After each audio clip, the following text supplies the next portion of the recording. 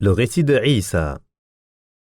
Allah a révélé dans la sourate Al-Imran 83 versets pour répondre aux chrétiens que les malédictions d'Allah s'abattent sur eux, qui ont prétendu qu'Allah avait un enfant. Il est bien plus haut et infiniment au-dessus de tout ce qu'ils disent. Une délégation de chrétiens de Najran vint au prophète à Médine.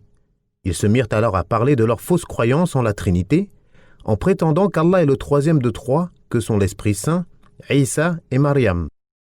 En réponse, Allah révéla ces versets dans lesquels il montra que Isa n'était qu'un serviteur d'Allah, qu'il a créé et façonné dans l'utérus de sa mère, comme il a façonné d'autres créatures. Il l'a créé sans père, comme il a créé Adam sans père ni mère. Il lui dit « sois » et il fut. Allah mentionna également l'origine de la naissance de sa mère Maryam, sa vie et comment elle tomba enceinte de son fils Isa. Il détailla cela dans sourate Maryam, que nous verrons plus loin, si Allah le permet. Allah le véridique dit « Certes, Allah a choisi Adam, Nuh, la famille d'Ibrahim et la famille de Imran au-dessus de tout le monde. Ils sont descendants les uns des autres, et Allah entend et sait tout. Quand la femme de Imran dit « Seigneur, je t'ai consacré en toute exclusivité ce qui est dans mon ventre. Accepte-le donc de moi. Tu es certes celui qui entend et sait tout. » Puis, lorsqu'elle en eut accouché, elle dit « Seigneur, j'ai accouché d'une fille. » Or, Allah savait mieux ce dont elle avait accouché. Le garçon n'est pas comme la fille. Et je l'ai nommée Maryam, et je la place, ainsi que sa descendance, sous ta protection contre le diable le maudit. Son Seigneur l'agréa alors d'un bon agrément, la fit grandir de la plus belle manière, et il en confia la garde à Zacharia. Chaque fois que celui-ci entrait auprès d'elle dans son lieu d'adoration, il trouvait près d'elle de la nourriture. Il dit « Ô Maryam, d'où te vient cela ?» Elle dit « Cela me vient d'Allah. Il procure certes la subsistance à qui il veut sans compter. » Allah mentionne comment il a élu Adam et l'élite de sa descendance qui se conformait à sa loi et s'attachait à lui obéir. Il précise ensuite en disant « la famille d'Ibrahim », de laquelle font partie les enfants d'Ismaïl et les enfants d'Ishaq. Il mentionne ensuite le mérite de cette famille noble et pure qu'était celle de Imran, le père de Maryam, sur elle le salut. Il n'y a aucune divergence sur le fait qu'elle soit de la descendance de Daoud. Son père, Imran, dirigeait la prière pour les enfants d'Israël à son époque et sa mère était une adoratrice fervente. Zacharia était le prophète de cette époque.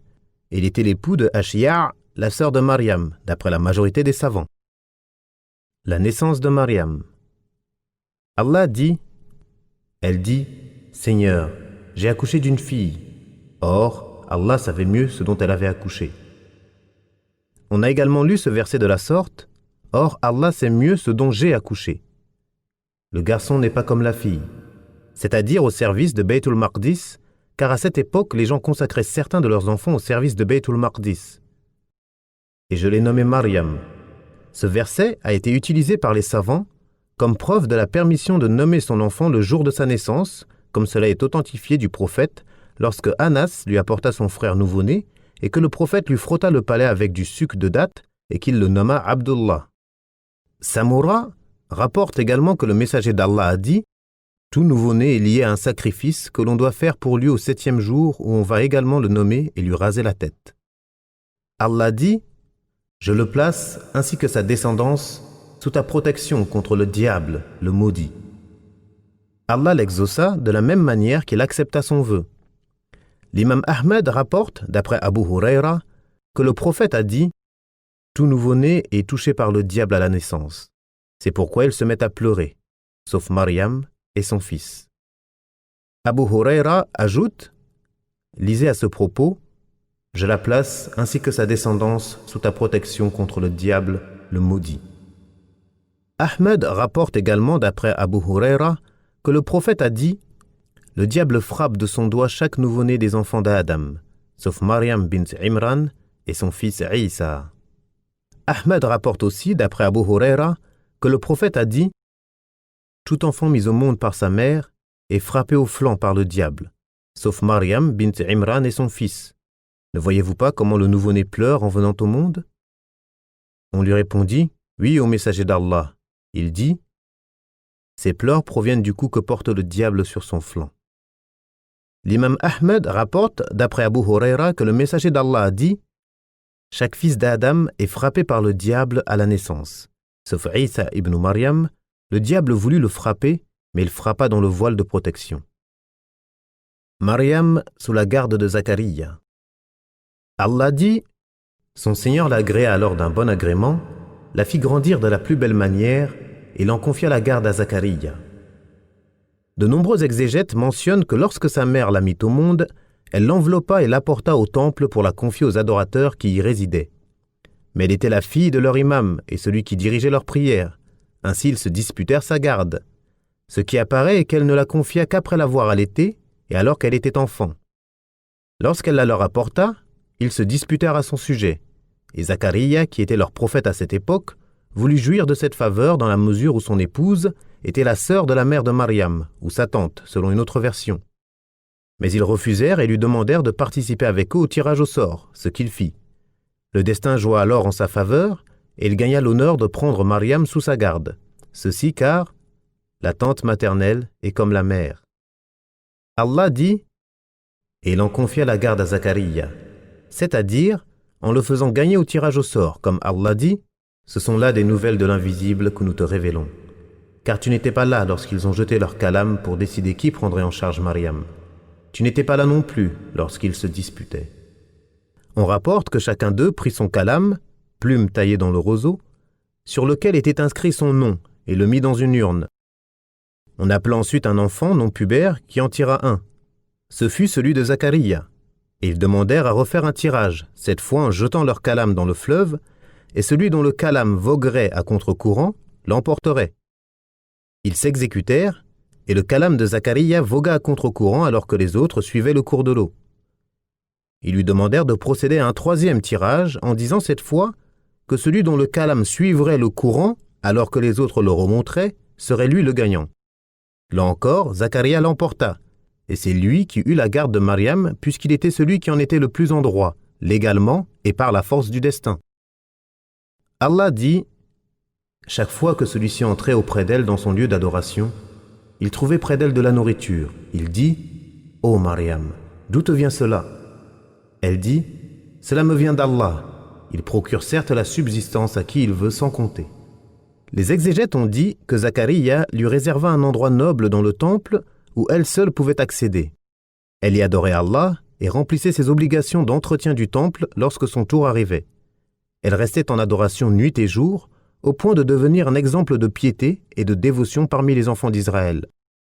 Elle était aussi célèbre pour ses nobles caractères et son bon comportement, au point qu'à chaque fois que le prophète d'Allah Zacharia entrait chez elle, dans l'endroit où elle se retirait pour adorer Allah, il trouvait auprès d'elle de la nourriture hors saison. Il trouvait des fruits d'été en hiver et des fruits d'hiver en été. Il l'interrogeait alors « D'où te vient cela ?» Et elle répondait « Cela me vient d'Allah. » C'est-à-dire une subsistance qu'Allah m'a accordée et il procure certes la subsistance à qui il veut sans compter. C'est à ce moment que Zacharia désira avoir un enfant de sa propre chair, malgré son âge avancé. Ô Seigneur, donne-moi venant de toi une excellente progéniture, car tu es celui qui entend l'invocation. Certains exégètes ont rapporté qu'il dit « Ô toi qui donnes à Maryam des fruits hors saison, donne-moi un fils, même si je ne suis plus en âge d'en avoir. » Et il arriva ce que nous avons mentionné dans son récit. Maryam l'élu. Allah dit « Rappelle-toi, quand les anges dirent « Ô Maryam, certes Allah t'a élu et purifié, et il t'a élu au-dessus des femmes des mondes. Ô Maryam, obéis continuellement à ton Seigneur, prosterne-toi et incline-toi avec ceux qui s'inclinent. Ce sont là des nouvelles de l'invisible que nous te révélons.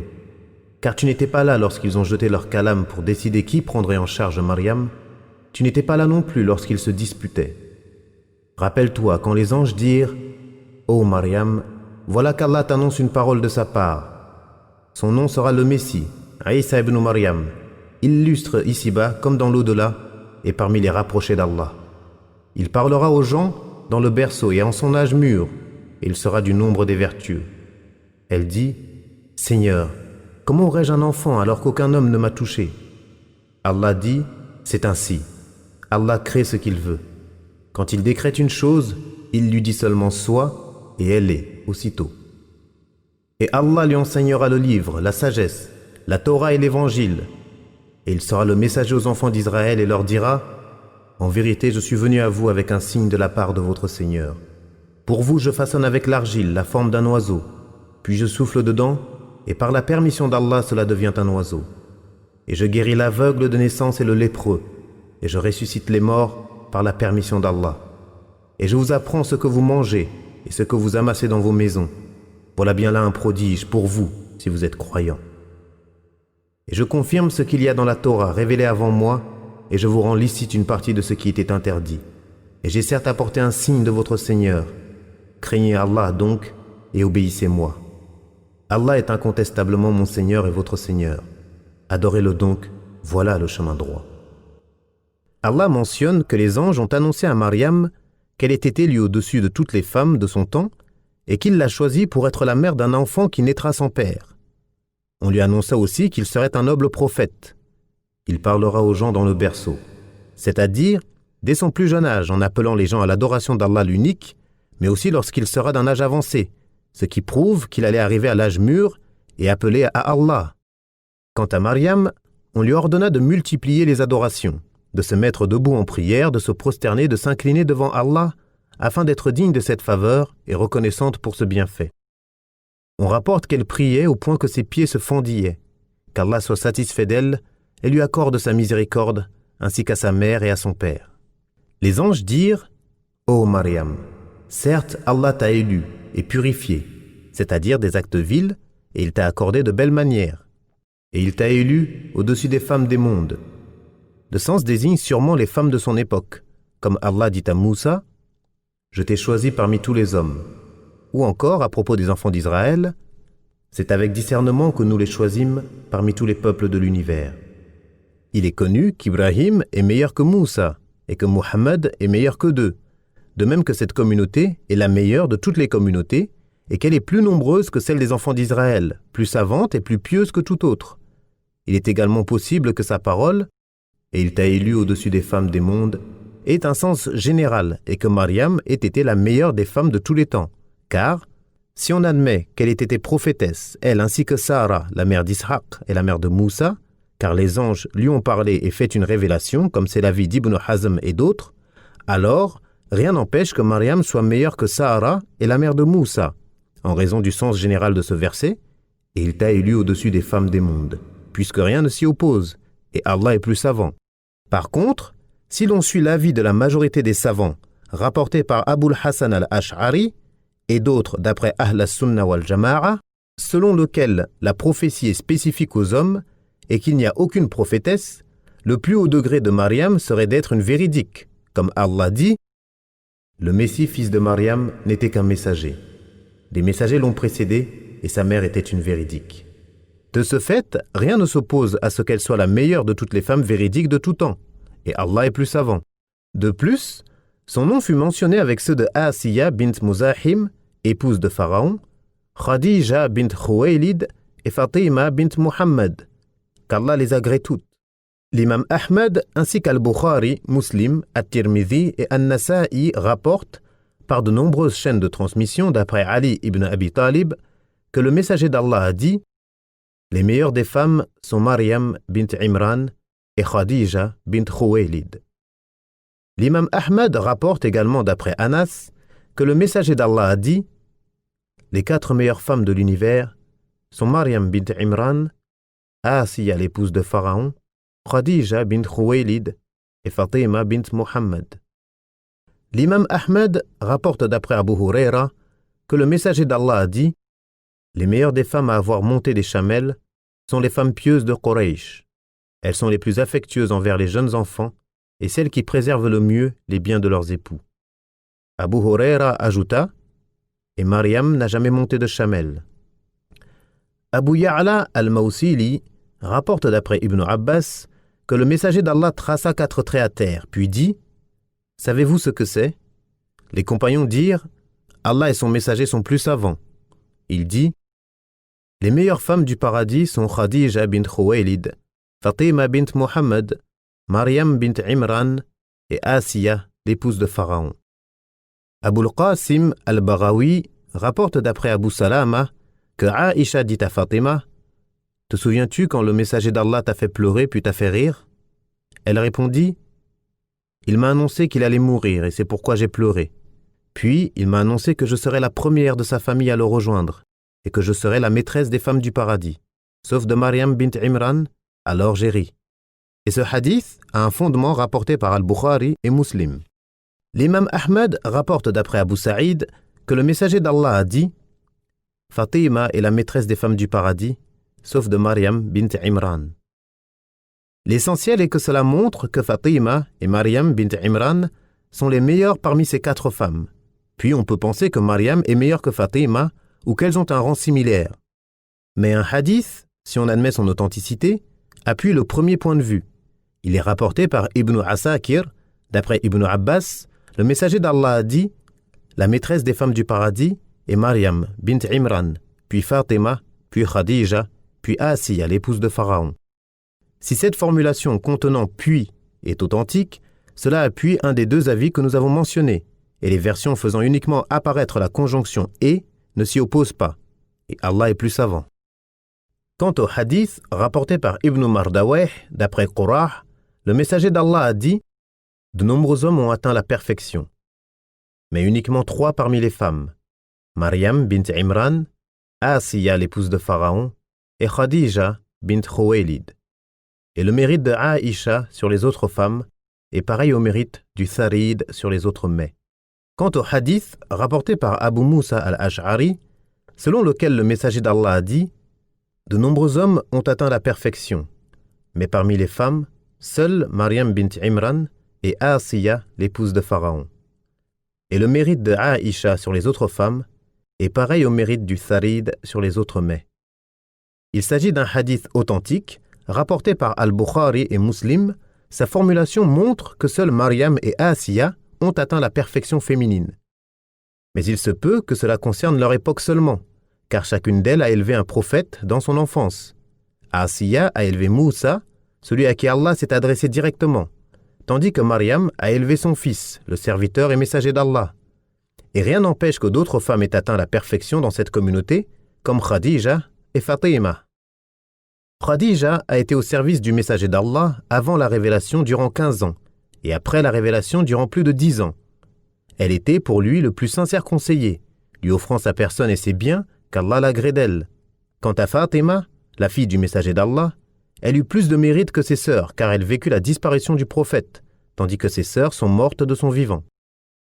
Quant à Aïcha, elle était l'épouse préférée du prophète, et n'a jamais épousé d'autres femmes vierges qu'elle. On ne connaît pas dans cette communauté, et dans les autres communautés, de femmes plus érudites et plus savantes qu'elle. Lorsqu'elle fut victime de la diffamation des hypocrites, Allah prit sa défense et fit descendre du haut des 7 cieux des versets prouvant son innocence. Elle vécut après la mort du messager d'Allah presque 50 ans, transmettant le Coran et la Sunna, répondant aux questions des musulmans et réconciliant ceux qui étaient en désaccord. Elle est la plus noble des mères des croyants, y compris Khadija bint Khuwaylid, la mère des enfants du prophète, selon certains savants passés et contemporains. Mais le plus juste est de ne pas comparer l'une à l'autre, qu'Allah soit satisfait d'elles toutes, car l'éloge que fait le messager d'Allah de Aïcha, le mérite de Aïcha sur les autres femmes, est pareil au mérite du Tharid sur les autres mets, peut concerner aussi bien les femmes citées dans le hadith que les autres. Il peut aussi concerner toutes les femmes, en dehors de celles mentionnées dans le hadith, et Allah est plus savant. L'essentiel ici est de mentionner ce qui concerne Maryam bint Imran, car Allah l'a purifiée et élue au-dessus des femmes de son époque, voire de tous les temps, comme nous l'avons dit plus haut. Il est mentionné dans un hadith qu'elle sera parmi les épouses du prophète, de même que Asiya bint Muzahim. Nous avons rapporté dans At-Tafsir cet avis de certains pieux prédécesseurs qui s'appuient sur le verset suivant, déjà mariée ou vierge. La femme déjà mariée étant Asiya et la vierge Maryam bint Imran, ainsi que nous l'avons mentionné à la fin de Surat At-Tahrim, et Allah est plus savant.